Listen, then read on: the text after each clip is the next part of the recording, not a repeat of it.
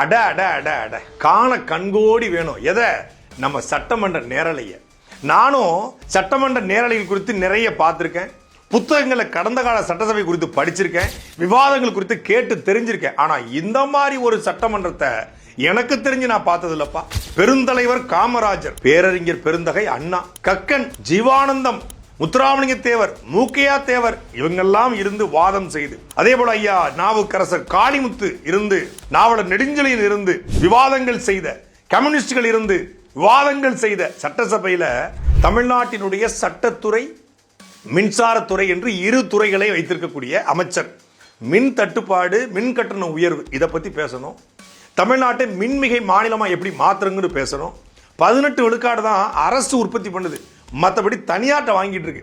தனியார்ட்ட வாங்கக்கூடிய இந்த மின்சாரத்தை குறைத்துட்டு அரசே உற்பத்தி எப்படி பெருக்குவது, அதுவும் காற்றாலைகள்ல சூரிய ஒளி மின்சாரத்தில் எப்படி பெருக்குவது, அதானிக்கும் பல்வேறு தனியாருக்கும் கொடுக்காம எப்படி பெருக்குவதுன்னு பேச வேண்டிய, திட்டம் போட வேண்டிய மின்சாரத்துறை அமைச்சர், முன்னாள் மின்சாரத்துறை அமைச்சர் கேள்வி கேட்ட உடனே அவரை பார்த்து கரூர் கேங்கு சொல்ல, நம்ம மாண்புமிகு நம்ம கரூர் கம்பெனி மன்னிக்கணும், கரூர் முன்னாள் சட்டமன்ற உறுப்பினர், அதற்கு எதிர்க்கட்சி தலைவர் இருந்துச்சு சங்கி அமைச்சர் சொல்ல, நான் சங்கி அமைச்சர்னா 3 மணி நேரம் பாத்ரூம்ல இருந்த எதிர்க்கட்சி தலைவர் சொன்ன நல்லா இருக்குமான்னு அவர் கேட்க, 3 மணி நேரம் பாத்ரூம்ல நான் இருந்தேன்னா 3 மணி நேரம் நீ பாத்துக்கிட்டு இருந்தியா அப்படின்னு அவர் கேட்க, மாண்புமிகு சங்கி அமைச்சர் மன்னிக்கணும், மாண்புமிகு எரிசக்தி துறை அமைச்சர்கள் பேச, மாண்புமிகு பாத்ரூம்ல 3 மணி நேரம் உட்கார்ந்து இருந்த எதிர்க்கட்சி தலைவர் நான் சொன்ன.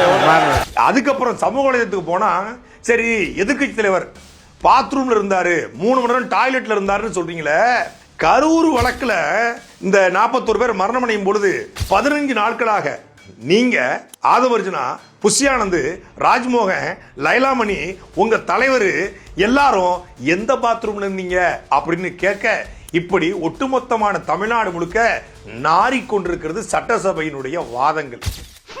கர்ம கர்மா என்ன இப்படி நாறுது? சட்டசபையில நல்ல வார்த்தைகளால் வார்த்தை போர் நிகழ்த்தலாம், ஆக்கப்பூர்வமான கருத்துக்களை எடுத்து வைக்கலாம். அவை குறிப்பிலிருந்து நீக்கிறாங்க, அவை குறிப்பிலிருந்து நீக்கிறாங்க, நேரலையில போயிருது அப்படின்னு சொல்றாங்க. அவையிலிருந்து நீக்க முடியாத அளவுக்கு அவை குறிப்பில் ஏற்றும்படி பேசுவதுதானே எதிர்க்கட்சி ஆளுங்கட்சியோட வேலை. மக்கள் மன்றத்துல, பட்டி மன்றத்துல, தொலைக்காட்சிகள்ல, ஊடகங்கள்ல என்னமும் பேசலாம். ஆனா சட்டமன்றத்துல பேசலாமா? அது சட்டமன்றம், சட்டத்துக்கு உட்பட்டு தானே பேசணும். பாத்ரூம்ல 3 மணி நேரம் உட்கார்ந்து இருந்த எதிர்க்கட்சி தலைவர் சொல்றதுக்கு 5 நிமிஷம் ஆகாது.